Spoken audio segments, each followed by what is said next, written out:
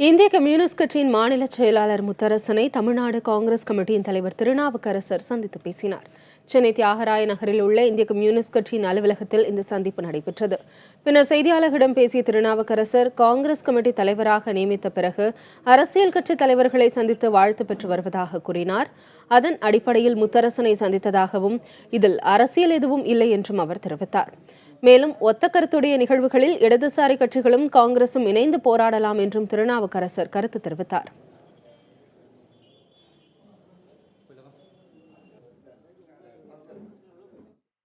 காங்கிரஸ் கட்சி,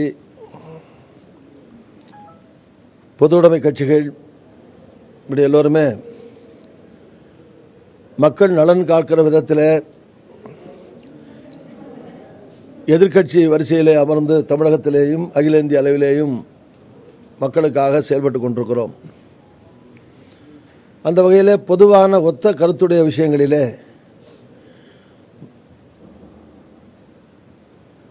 மக்களுக்காக நடக்கிற நிகழ்வுகளிலே ஒருவரோடு ஒருவர் கருத்துக்களை பகிர்ந்து கொண்டு மக்களுக்காக குரல் கொடுக்கலாம், தேவையானால் போராடவும் கூட செய்யலாம்.